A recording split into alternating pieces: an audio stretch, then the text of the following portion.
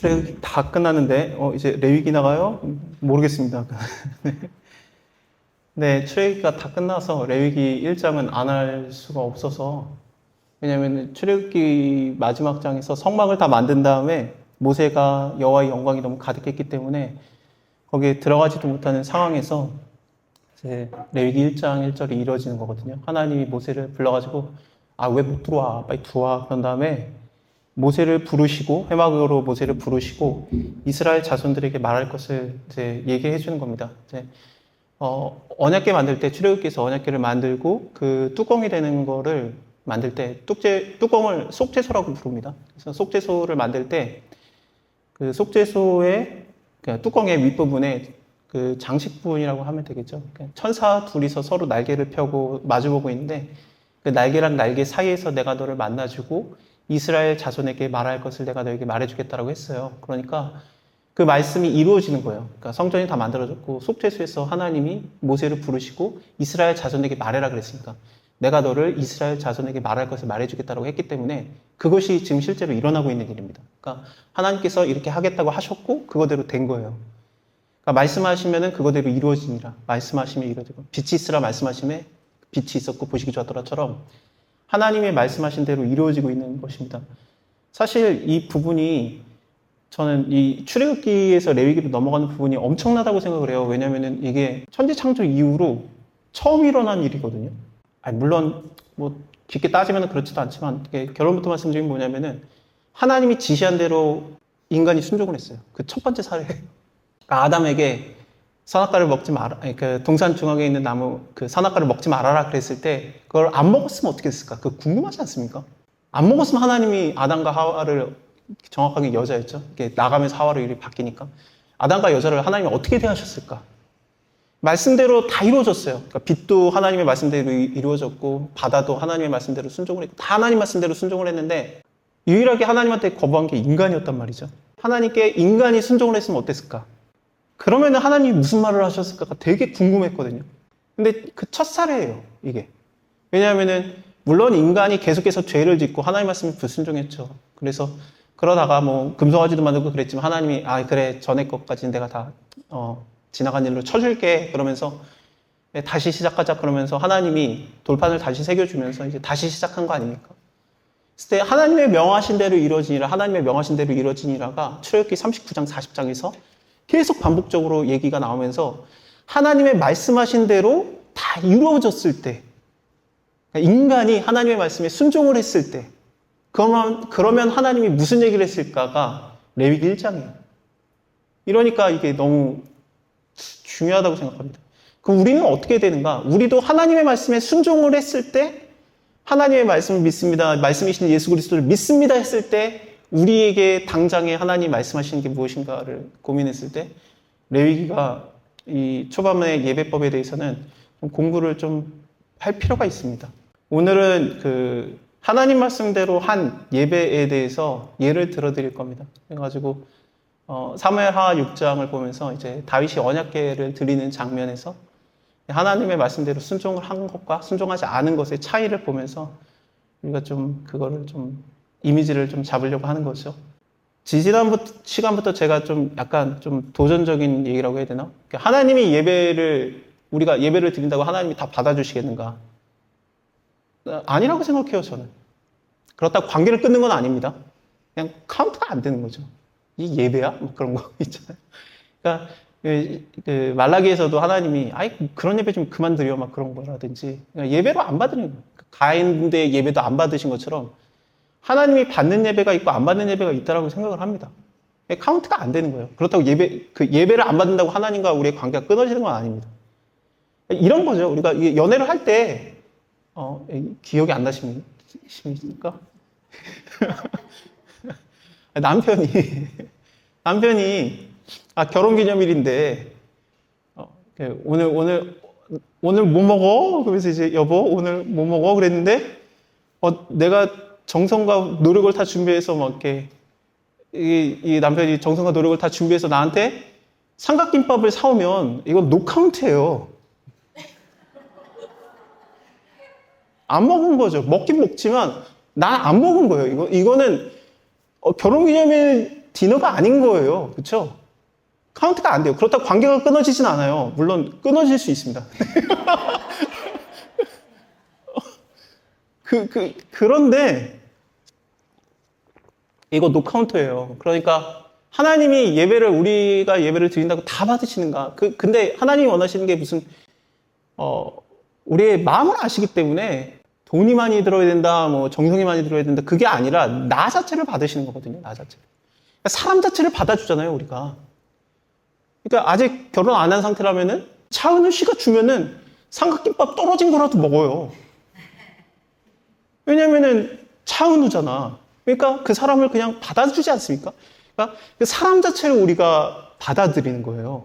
그러니까 하나님, 물론 외모냐, 성경에 하나님 보시기에 다 아름답고 공평한데 외모가 어딨냐? 외모가 있습니다. 성경에 외모가 정확하게 있죠. 모든 성경 말씀은 하나님의 감동으로 된 것으로 있죠.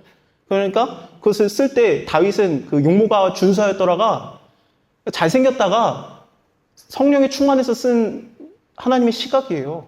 그러니까 사람 보기에 잘생긴 사람이 있고 안타까운 사람이 있어요. 근데 하나님 보시기에 다 아름다운 거 아니냐? 아니잖아요. 우리가 이게 자식을 둘을 낳았을 때, 셋을 낳았을 때 물론 사랑하지만 정말로 보기에도 잘생긴 애가 있고 미안한 애가 있잖아요. 그래서 하필이면 날 닮았니? 하면서 이제 이게 외모가 있어요. 이게 부모면 무조건 사랑하는 아니에요. 그럼 하나님이 나를 왜 이렇게 빚으셨는가? 로마서에 보면은 그 천이 쓸 그릇과 귀 쓸 그릇을 하나님이 마음대로 만들 수 있기 때문에 왜 이렇게 오늘 가볍게 가려고 하지? 그렇습니다. 근데 이게 성경 말씀인 걸 어떻게 해? 근데 그래요. 그러니까 우리가 그렇게 만들어진 거지. 그래서 하나님 제가 더 못생겼으니까 더 사랑해 주세요. 그럴 수도 있어요. 근데 어쨌든 나 자체를 받으시는 거예요, 하나님이. 그래서 이제 진짜로 나는 삼각김밥 다 떨어졌는데 그 와이프가 삼각김밥 좋아하는데 삼각김밥이 다 떨어졌는데 막 차를 타고 막 30분을 뒤져가지고 삼각김밥을 사갖고 주면 그거는 이제 카운트가 되죠. 그러니까 이게 비용이 중요한 게 아니지 않습니까? 그러니까 그런 거에서 따진 게 뭐냐면은 예수님이 그 두렙돈 낸 과부의 헌금을 가장 많이 냈다라고 하시지 않습니까? 그게 어떤 돈인지 알아요, 예수님이. 그러니까 너희 부자들이 낸 거보다 너희는 많은 중에 냈지만 그렇다고 뭐 내지 말라는 게 아니었습니다. 이게 헌금에 대해서 예수님께서 얘기를 하시긴 하는데 헌금에 대해서는 나중에 좀 깊이 얘기를 합시다. 두렙돈을 낸 그 과부의 돈에 대해서 가치를 주신 거예요. 너는 왜 나한테 드리는데 1,000원이냐? 그러지 않았어요. 우리는 그래요, 우리는 교회에서 많이 낸 집사님의 발언권과 적게 낸 집사님의 발언권이 차이가 분명히 납니다. 아니, 뭐, 그러시죠? 그러면 뭐, 그게 달라요. 근데 솔직히 우리는 다 그래요. 어떻게 그게 같겠습니까? 예수님은 뭐 돈에 부족한 분이 아니시기 때문에, 근데 마음은 받으세요. 그래서 너희가 나에게 예물을 드리려거든, 너희 중에 누구든지 여호와께 예물을 드리려거든 하면서 그것을 우리가 드리는 그 마음과 행동과 그런 모든 것들을 하나님이 받으신다라는 얘기입니다. 무조건 꼭 받아야 된다, 그것도 아닌데 하나님 입장에서는 내면은 받아줄 게가 대단한 은혜인 거죠. 이 카운트가 되는 예배를 얘기하는 겁니다. 그러니까 내가 하나님한테 예물을 드렸을 때 어떤 것이 카운트가 되는가? 역시 소냐? 저는 그렇게 생각 안 해요. 소나 양으로 예물을 드릴지라라고 했는데 왜 소를 얘기하셨을까를 저는 좀 고민을 하는 겁니다. 소가 물론 비싸기도 한데 그러니까 하나님한테 역시 좋은 거 드려야 되느냐? 왜 또 흠없는 숫소야? 하나님 그 성차별주의십니까? 숫소는 거룩하고 암컷은 드리지도 맙니까? 근데 제가 소 입장이잖아요. 그러면 숫소만 드리라고 하면 솔직히 억울하거든요. 암컷 소도 받으세요, 하나님 거를 말이죠. 숫소만 드리라는 얘기가 뭐냐면은 이게 더 좋으니까 숫소를 드리려고 한 게 아니라 남아 돌아요. 남아 돌아. 숫소는 남아 돕니다. 암컷이 훨씬 비싸요. 젖을 내고 일도 하고 그리고 또 새끼도 낳는 더 맛있고 암컷이 더 비싸요. 그러니까 암컷이 더 중요한데 숫소는 한 마리만 있으면 돼요. 100마리가 있든 1000마리가 있든 암소가 숫소는 한 마리만 있으면 되니까 암컷은 많아야 되고 그러니까 하나님이 말하신 게 뭐냐면은 그냥 남는 거 갖고 와 그런 거죠. 남는 거. 왜 소를 얘기했느냐? 너네가 소 가지고 섬기고 예배드리더만 소 만들어가지고 그게 하나님인 줄 알더만 아니야 그거 그냥 너네가 먹어야 되는 음식이야 그걸 가르쳐 주신 거예요. 그걸 왜 섬기고 있냐? 너네 먹어. 그거죠. 그래서 소로 드릴지라 그렇게 얘기를 한 겁니다.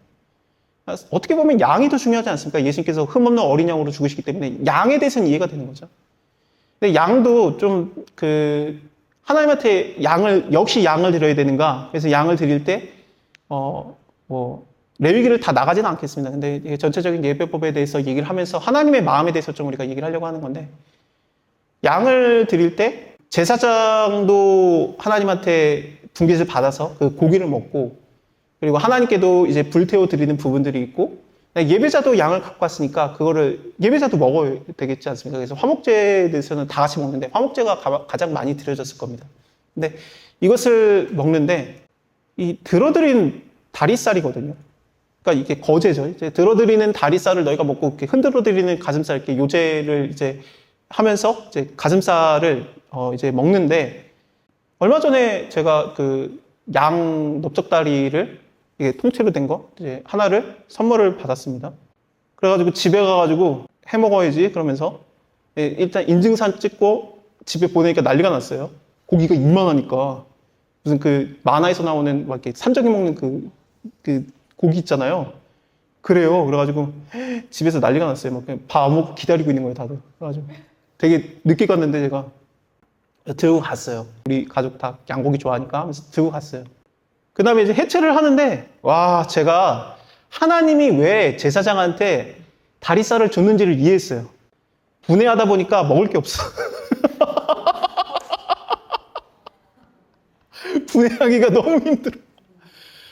각두기가 너무 힘들어요. 이게 이만한데, 자르다 보니까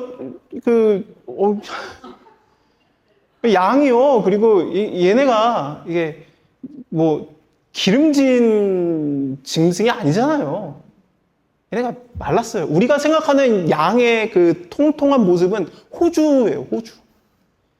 중동아시아의 양은 염소처럼 생겼어요. 빼빼 말라가지고 양과 염소 이게 구분이 잘 안 가요. 그러니까 양은 이쪽에, 염소는 이쪽에, 이 얘기가 왜냐면은 양과 염소가 구분이 안 돼요, 잘. 근데 분명히 다르다라는 걸 얘기할 때 양과 염소의 비를 얘기한 겁니다. 빼빼 말은 그냥 사냥이지 않습니까? 사냥. 그러니까 양이 되게 그냥, 뭐야, 막 이런 느낌이 드는 그 날씬한 모습이 있거든요. 그 넓적다리를 이렇게 하다 보니까 근육이고, 하다 보니까 뼈예요. 이만했는데, 요만해요. 다 자르니까. 분해하는데 한참 걸리고, 손 빌 뻔하고, 막 난리도 아니었어요. 그때 제가 느낀 게 뭐냐면은, 하나님이 이래서 제사장한테 다리살을 줬구나. 예배자가 예배를 드릴 때, 하나님께서는 이제 뭐, 콩팥에 끊긴 기름과 미려골에 뱀바 기름에 꼬리와 내장과 덮인 기름과 내장에 붙은 모든 기름을 하나님께 콩팥과 그것을 드릴 집에 허리 근방에 있는 것과, 그러면서 이 기름들을 하나님이 다 받으시고 콩팥과 커플들을 이제 하나님이 받으시고 이거 불로 살라져서 하나님께 드리는 겁니다. 근데 예배자가 그거에 대해서는 이제 하나님께 드리고, 그 다음에 제사장에게, 너희는 제사장에게 제일 좋은 것을 드릴지라, 등심 스테이크, 안심 스테이크는 제사장 거고 너희가 넓적다리 사이다 그러면은, 나 예배 안 드려. 짜증나. 왜 저 사람이, 저 사람을 존경하는 건 알겠는데, 나는 이거 하다가 손 비어갈 것 같으면서 겨우 발라먹고 있는데 보기만 좋아요. 크고. 근데 저 사람은 야들야들한 그 등심살, 안심살 먹으면은, 갈비살 먹으면은 속상하지 않겠습니까? 그러니까 하나님께서, 예배자야, 네가 예배 드릴 때 이 부분 먹기도 그렇고 애매한 부분이 있잖아. 이거 제사장 줘도 되겠지? 그러신 거예요. 그러니까 예배자가 그거 안 먹어도 돼. 그 하기도 힘들어. 옛날에 그 칼이 어디 있습니까? 돌로 갖다 이렇게 했지. 그러니까 진짜 힘들어요. 그러니까 이까지 부분 그냥 뭐 잘 발라먹지 않았겠느냐. 그거는 아시아 사람들이나 그렇죠. 우리나라는 이렇게 뼈에 그냥 살아남기지 않고 나지만, 외국 사람들은 막 뼈에 살이 뭉텅이로 있어도 그냥 막 버려요. 그러니까 그 부분에 대해서는 안 먹는단 말이죠, 잘. 그러니까 네가 솔직히 잘 안 먹는 부분 제사장 줘도 되겠지 그랬을 때, 그러세요. 그게 이 부분이었구나.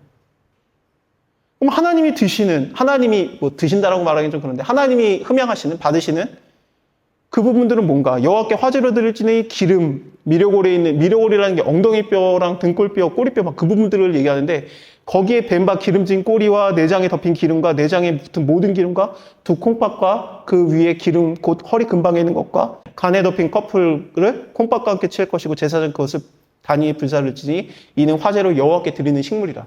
하나님께서 그러면 드시는 것들은 내장에 있는 기름과 그리고 콩팥이구나. 여러분들 이걸 딱 듣는 순간 알겠지만 이거 인간이 안 먹어요. 안 먹어요, 하나님. 이게 기름진 거, 비계살 맛있잖아요. 내장 지방이잖아요. 내장 지방. 내장에 붙은 기름과 내장 지방 여러분들이 먹습니까? 병 걸려요. 안 먹어요. 하나님이 그거 나한테 줘 그런 거예요. 하나님. 예전에 제가 노할머니랑 살 때 제가 7살, 6살 때, 6살, 5살이구나. 그때 저희 노할머니 98세였나 그때. 근데 1800년생이세요. 1890.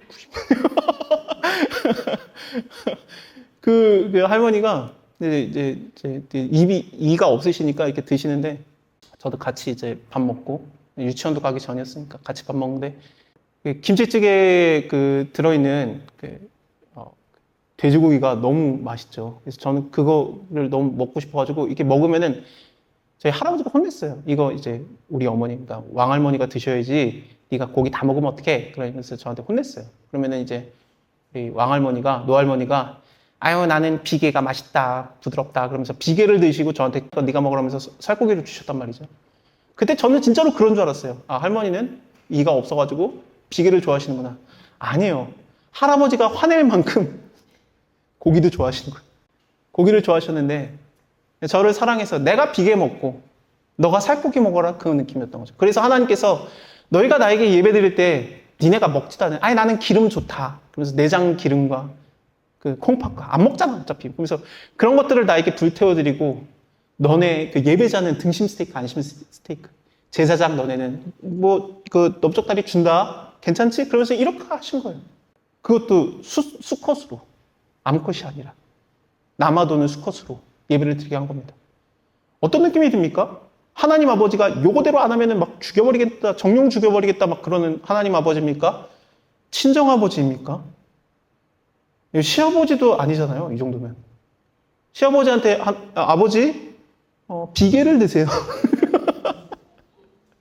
나는 스테이크 먹고 우리 내 아들 너는 이거 맛있는 거 먹어라. 그래서 뒤에 몰라가가지고 뒤에서 이렇게 먹이고 자식들한테 물론 그러면 안 됩니다. 그럼 자식들이 배워가지고 똑같이 해요. 내가 늙었을 때 아빠 몰래 이렇게 애들한테 주고 나한테 안 줘요. 그러니까 이제 잘 가르쳐야 되긴 하겠지만 어쨌든 그런 느낌이 드는 거죠. 그래서 이제 이거 되게 하나님 아버지가 예배로 부르시는 것이 굉장히 가족 같은 분위기였구나. 먹는 그런 화기애애한 그런 분위기구나.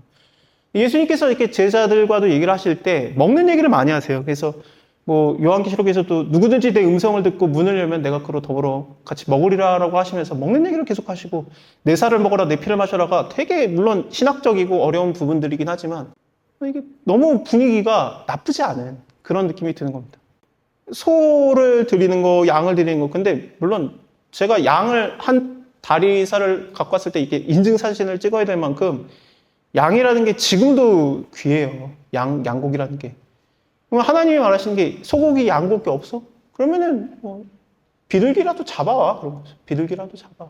비둘기 잡는데 비둘기 잡을 때 산비둘기랑 집비둘기 새끼를 갖다 너희가 드릴지라고 하면서 1장 14절에서 너희가 예물을 드릴 때 새 번제로 드리면 산비둘기, 집비둘기 새끼로 예물을 잡을 것이오라고 하는데 이게 산비둘기는 잡아와야 돼요.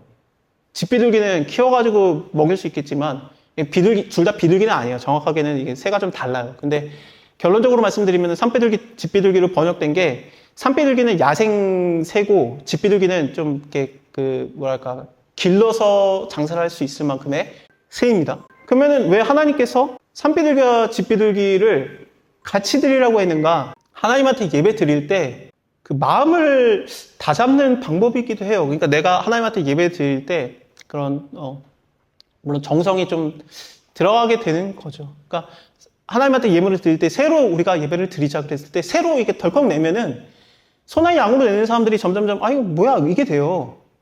그러면서 이제 제사장들이 점점 먹을 게 새로 바뀌지 않겠습니까? 소나 양도 하나님이 제사장들한테 주고 싶은데 앞다리살이지만 점점 새로 바뀌면 안 되니까 산비둘기까지 포함을 시킨 거예요. 그러면 산비둘기 잡으러 이제 다녀야 되거든요. 남편들이.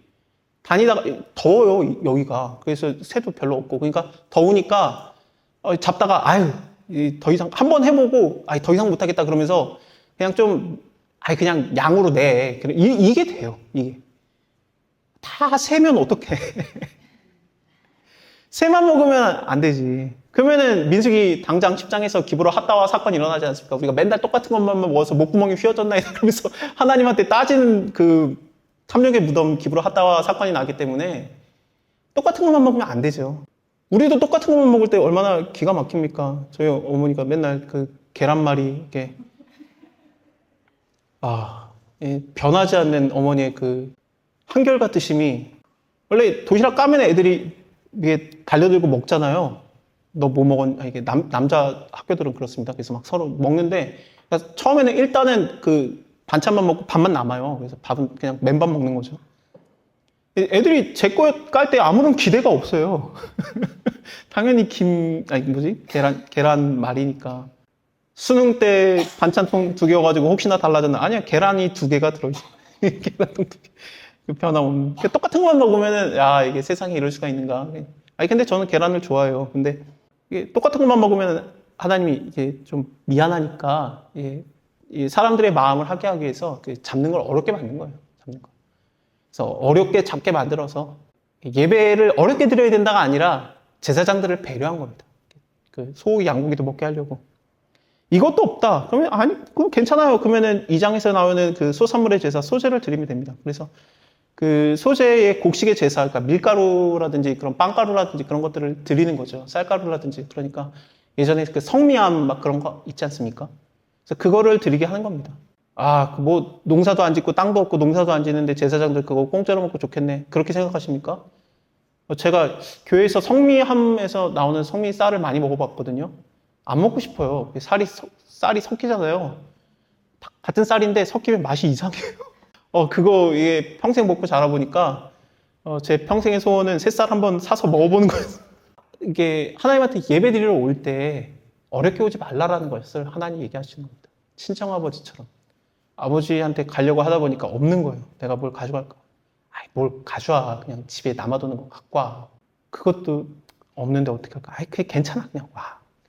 뭐 좋은 거 갖고 와야 네가 나랑 만나냐? 그냥 와. 그러면서 하나님의 마음이 친정아버지의 마음인 겁니다. 그냥 와. 그래서 만나자. 많이 올 것도 없어. 1년에 3번만 와. 니들 살기 바쁠 텐데. 이게 하나님 말씀에 순종한 인간들에게 제일 먼저 하시는 말씀이에요.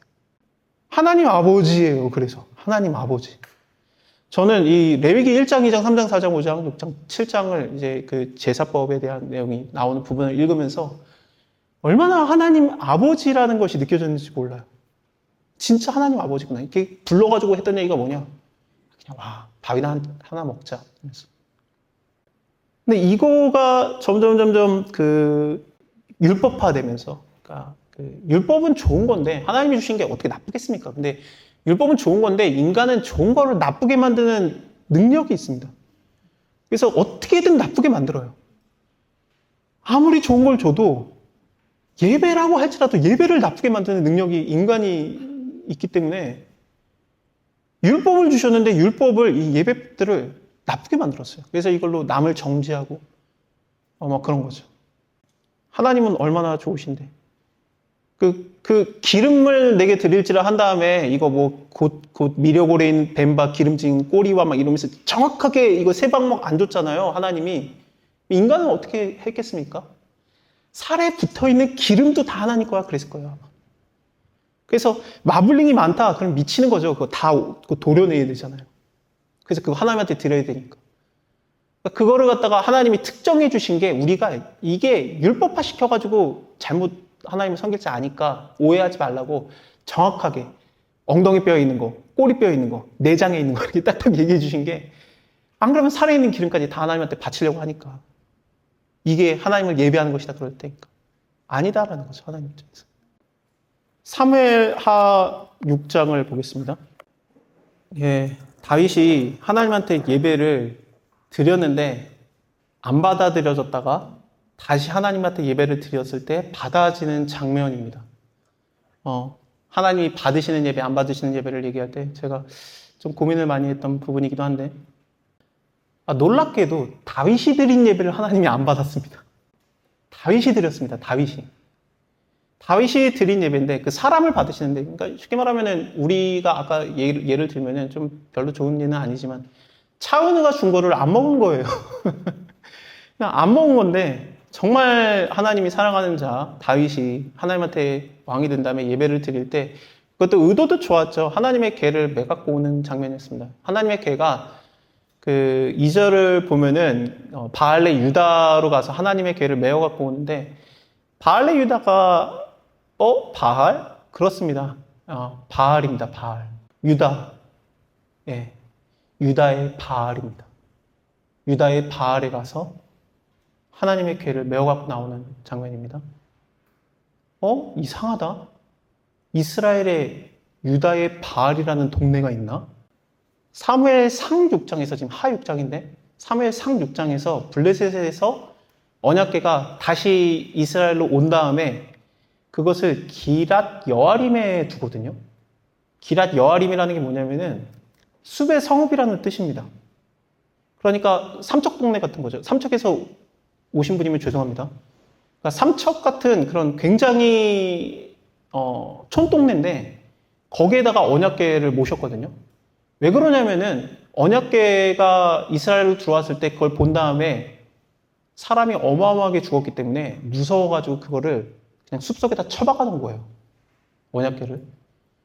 그런 다음에 한참 시간이 지나고 이제 드디어 그 언약궤를 다윗이 기억하고 갖고 나오는데 그 동네 이름이 숲의 성읍이 아니라 유다의 바알 신으로 이름이 바뀌어 있습니다. 그 말은 뭡니까? 그런 근본적인 이유가 되는 게 뭐겠습니까? 언약궤입니다. 언약궤가 바알 신으로 섬겨지면서 그 동네 이름이 바알로 바뀐 거예요. 이 바알로 바뀌었다는 걸 어떻게 할 수 있는가? 여러분들이 이 부분에 대해서 여러 설교를 들으셨고 여러 가지의 해석을 들으셨고 저에게도 얘기를 들으셨겠지만 다 맞는 내용입니다. 근데 저는 이제 성경적 입장에서 이 부분을 좀 푸는데, 하나님의 궤라는 이 단어 때문에 바알로 바뀌었다고 보는 겁니다. 하나님의 궤가 하나님의 궤 맞는데, 근데 2절 후반에 뭐라고 하냐면 하나님의 궤를 메어 갖고 오려 하니 그 궤는 그룹 사이에 좌정하신, 그러니까 그룹이라는 게 아까 그 속죄소 뚜껑에 그룹과 그룹이 천사가 날개를 피고 있다고 했지 않습니까?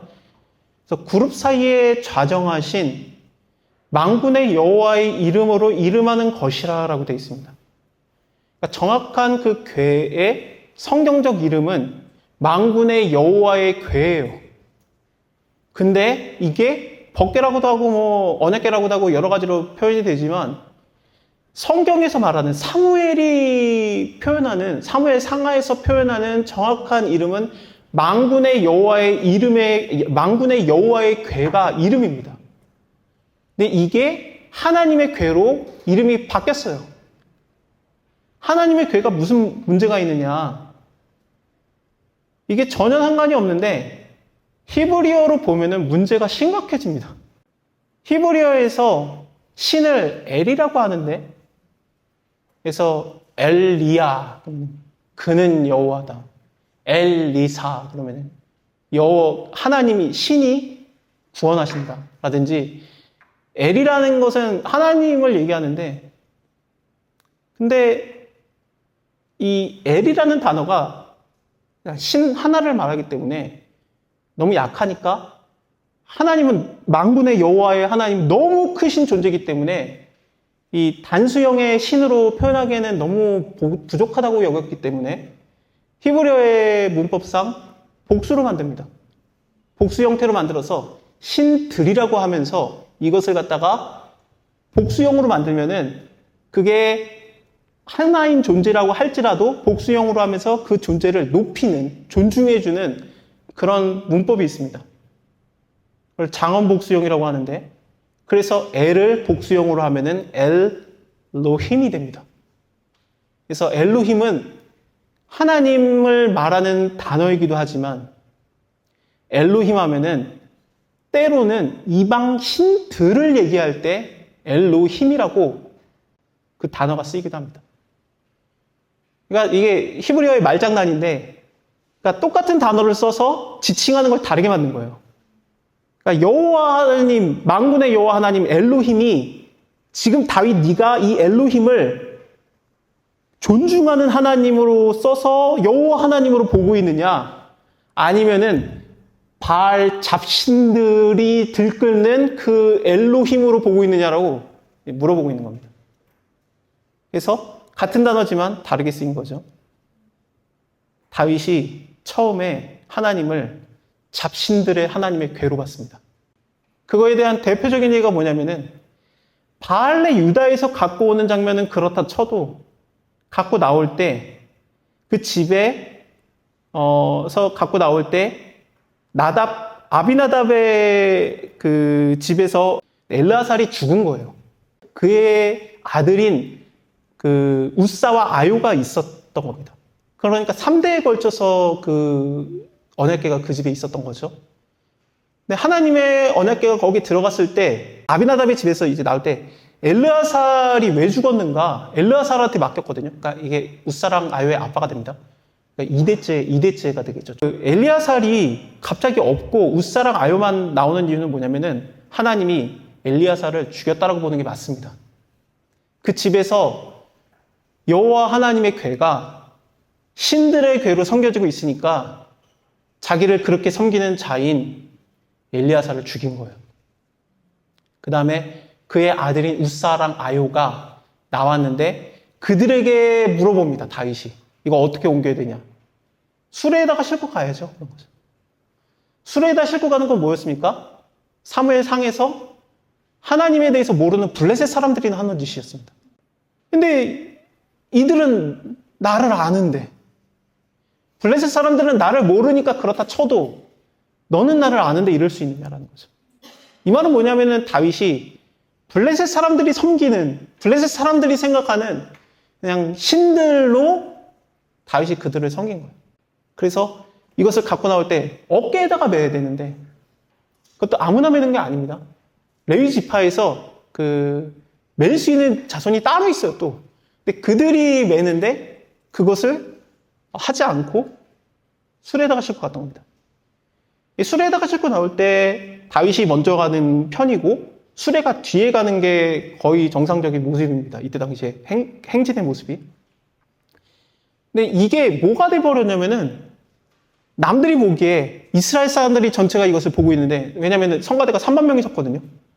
성가대가 3만 명이 서서 찬양을 하고 있는데, 이것을 보고 있을 때 뭐가 연상이 되냐면은, 왕이 앞에 지나가고 수레에 실은 여호와의 궤가 뒤에 따라가요. 그 말은 뭐냐면은 왕의 물건이라는 뜻이 됩니다. 쉽게 말하면 트렁크에 실은 거예요. 하나님의 다윗입니까? 다윗의 하나님입니까? 물론 하나님께서 내가 너의 하나님이 되어주겠다, 나는 너의 하나님이다, 이렇게 소유가 되어주시기도 하지만, 나는 너의 분깃이 되겠다라고 하지만, 믿음이 없는 이스라엘 사람들, 백성의 눈으로 볼 때는 여호와의 궤가 지금 몇십 년 만에 처음 나타났는데, 여호와의 궤가 다윗 소유물이에요. 하나님이 그거 아니다, 우사를 죽여버린 겁니다. 야, 이게 떨어지려고 하니까 잡은 건데 왜 날뛰었겠습니까? 낙원의 타작마당에서 왜 소들이 날뛰었겠습니까? 낙원의 타작마당에서 당연히 날뛰지. 그거를 어떻게 그 소가 견딥니까? 자기가 하는 게 아닌데. 그러니까 날뛴 거예요. 그러니까 블레셋에서 올 때도 소가 이스라엘에 오자마자 멈추지 않습니까? 자기가 매는 게 아니니까. 근데 날뛴 거죠. 낙원의 타작마당이 어디냐면요, 낙원이 나중에 이게 이 낙원의 타작마당이 나중에 이게 오르난의 타작마당이에요. 오르난의 타작마당이 그 솔로몬 성전이 세워지는데요. 여기에요, 여기에요. 하나님의 궤를 붙드는 순전한 마음이 있었는데 왜 죽였느냐? 아니에요. 잡신으로 섬겼기 때문에 만진 겁니다. 그러니까 죽은 거예요, 그래서. 그러니까 다윗이 이거를 보고서 야, 이 여호와의 괴가 이제 드디어 깨달았어요. 9절에서 드디어 깨달아가지고 그날에 여호와를 두려워해서 가로되 그 전에는 안 두려워한 거예요. 그래서 잡신의 하나님으로 본 거지. 그래서 그제서야 여호와의 괴가 어찌 두려우려 그러면서 여호와의 이름으로 바뀝니다. 괴가. 여호와의 괴가 자기에게 들어오는 것을 못 견뎌요. 그러니까 무서우니까 어떻게 합니까?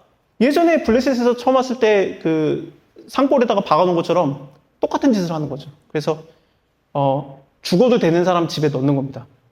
가뎃 사람 오베네돔의 집에 그거를 넣고 너는 죽든지 말든지 하면 넣은 겁니다. 가뎃 사람 오베네돔이라는 게 그 오벳 에돔이 에돔의 집이라는 뜻이고 에돔의 종 뭐 그런 뜻이고 그러니까 가드가 골리앗이 가뎃 사람이었잖아요. 블레셋. 그러니까 블레셋과 에서의 에돔족 속의 혼혈인 것 같아요. 그러니까 이 외국인이죠. 그러니까 죽든지 말든지 너네 집에서 죽든지 말든지 하면서 그 언약궤를 거기다 넣은 겁니다. 그랬더니 하나님께서 그 여호와의 언약궤가 그 집에 들어간 다음에 여호와의 궤로서 오베네돔은 섬겼습니다. 그러니까 엘르아살은 3대에 걸쳐서 바알의 하나님으로 섬겼을 때 그 아들이 죽고 그 다음에 그의 손자도 죽고 그러면서 줄줄이 죽는데 여기서는 하나님의 궤가 여호와의 궤로 섬겨지면서 3달을 하나님의 뜻대로 섬겼더니 하나님이 내 뜻대로 나를 받아들인 자에게 내가 복을 주겠다라는 표본을 삼으시면서 그 집에 복이 넘쳐나게 됩니다. 그래서 다윗이 본 다음에 야 이게 복이 너무 많다. 우리 집에 가져와야 되겠다. 그러고 3달 만에 마음을 바꿀 정도로 왕이 질투할 정도로 오베네돔이 복을 받습니다.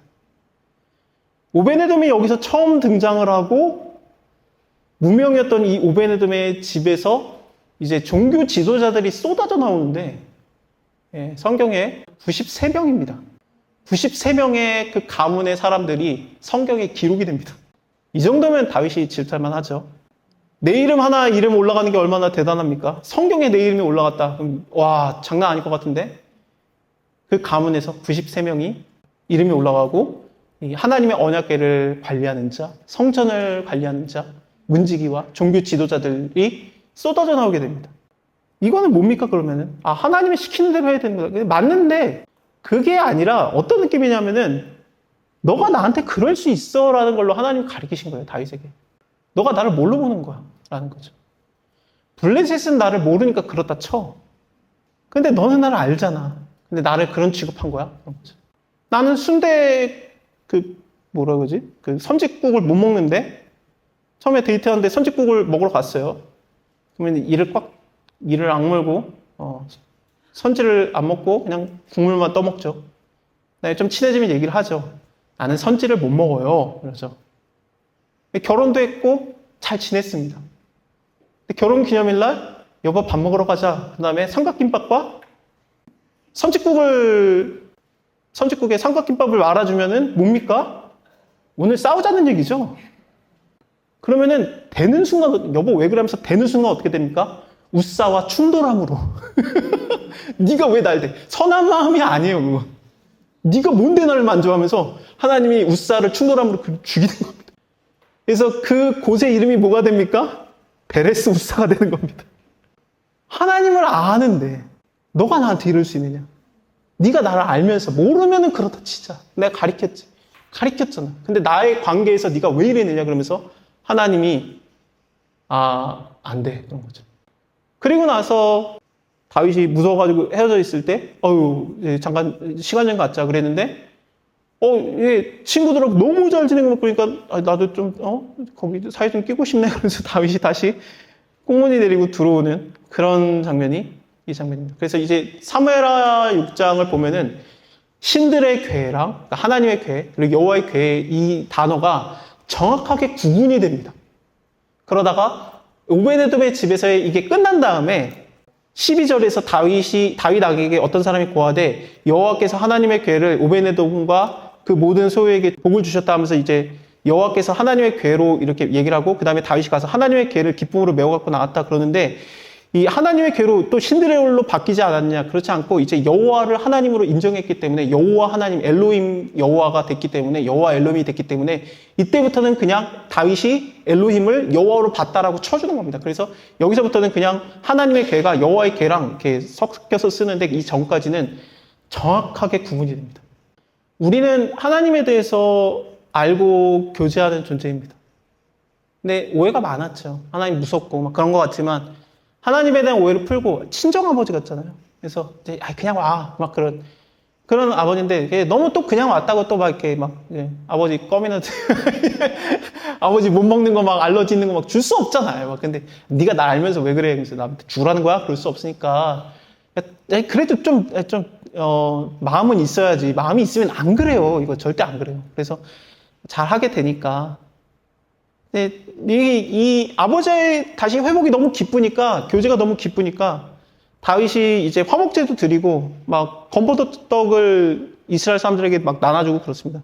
이스라엘 온 무리한테 건포도 떡을 나눠주는데, 건포도 떡이 굉장히 건포도가 비싸니까, 그래서 건포도 떡을 나눠줬다는 게 굉장히 고가의 그 건포도 빵인데, 그걸 축제로 나눠준 거죠. 그래서 이거 먹자. 그래서 다 같이 기뻐하게, 먹고 기뻐하게, 여호와의 언약궤가 옮겨지는 거에 대해서 기뻐했습니다. 호세아 3장을 보면은 근데 이게 기가 막히게도 바알신을 섬기면서 이 건포도 떡을 먹습니다. 건포도 떡이라는 거는 어떤 상징이냐면은 바알신을 섬기다가 바알신이 아니라 여호와의 궤라고 극적으로 이해했을 때, 다윗이 극적으로 이해하고 이스라엘 사람들에게 가리킬 때 사용했던 떡이 건포도 빵인데, 다시 이게 여호와를 위한 기쁨의 빵에서 바알신을 위하는 빵으로 바뀌는 게 호세아 3장입니다. 너 나랑 같이 밥 먹던 그 식당에서 바람 피던 남자랑 같이 밥 먹고 있더라. 이게 열받잖아요. 하나님이 호세아서 3장에서 다 없애버리겠다. 네가 건포도 빵을 즐길지라도 이렇게 나와요. 네가 그 우상을 섬기면서 건포도 빵을 즐길지라도 내가 너를 못 버리겠다 그러면서 너 그 식당에서 다른 남자랑 있는 거 봤는데 내가 못 버리겠다. 호세아야 다시 사와라 그러면서 호세아가 최선을 다해서 사오죠. 그래서 이제 여자를 사야 되는 비용이 은 20인데 그때 당시에 돈이 모자라요. 그래서 은 15와 그 다음에 이제 다시 5를 더 만들려고 막 곡식들까지 팔아가지고 그것을 갖다가 만들어서 20분량을 냅니다. 그리고 다시 사오고 그 다음에 우리 다 없었던 일로 하자. 나도 제로에서 시작하고 당신도 제로에서 시작하고 그러면서 그날에는 뭐 우상과 드라빈과 에봇과 막 이러면서 이 단어들이 나오는데 우상을 섬길 때 단어들과 하나님을 섬길 때 단어들이 이게 교차적으로 나와요. 그래서 내 것도 다 없애고 에봇도 없애고 네가 섬기던 드라빈도 없애고 다 없애자. 다 없애고 우리가 다시 시작하자. 그래서 나도 너에게 범죄치 않고 너도 나에게 이제는 범죄치 마라. 나도 안 하겠다. 물론 안 했어요. 호세아가 한 번도. 하지만 나도 다시 시작하는 거니까 나도 너에게 아무런 실수 안 하겠다. 너도 실수하지 말고. 그래서 아무것도 없이 지내다가 말일에는 여호와께로 나와 다윗에게로 나와 은총으로 나아갈지라 이렇게 나오는데 호세아서 쓸 때 다윗이 이미 죽었거든요. 그러면 다윗이 올 때 그 은총으로 나아가리라가 다윗이 예수님이죠. 그래서 우리가 이걸 모든 걸 다 잃은 그래서 에봇도 없고 주상도 없고 드라빔도 없고 아무것도 없는 바벨론에 끌려갔다가 우리가 다시 돌아올 때 그때 예수 그리스도에게로 나아가리라라는 것이 이제 호세아서 3장입니다. 굉장히 짧은데 임팩트가 엄청나요. 그래서 하나님이 우리를 받아주심에 대해서 고백을 하고 있는 내용입니다. 하나님의 말투죠, 그게. 내가 하나님한테 예배 드릴 수 있는 게 뭔가, 내가 이것대로 드려야 되는가, 내가 그것도 잘 몰라요, 사실은. 근데 하나님한테 무엇을 드릴까? 뭐 물질이라든지 산비둘기, 집비둘기 몰라요, 잘. 소고기를 드릴까? 뭐 양고기, 내가 하나님한테 어떻게 하면 하나님을 기쁠까? 잘 몰라요. 어떻게 하다 보니까 내가 드리는 예배가 우상신을 섬기는 것 같이 돼 있을 때도 많아요. 근데 하나님께서는 너 잘못했네, 죽이겠다가 아니라 알아, 다시 시작하자. 내가 너와 함께 하겠다. 은총으로 나오라 라는 것이 하나님의 예배 방법입니다. 이것이 이루어지는 것이 말씀대로 이루어졌을 때 처음 나온 얘기가 이 예배법이에요. 이 말은 뭐냐면은 말씀이신 예수 그리스도대로 말씀이 완성됐을 때 그 모든 하나님의 말씀이 응하였느니라 라면서 다 이루었도다라고 하나님의 말씀이 다 이루어졌을 때 우리에게 주어진 게 무엇이냐? 그냥 예배로 초대받은 우리를 얘기하는 겁니다. 이거 얘기하려고 지금까지 제가 끈 겁니다. 하나님께서 말씀대로 이루어졌을 때 우리에게 주시는 예배. 그냥 와. 그냥 와. 내가 너 받아줬어.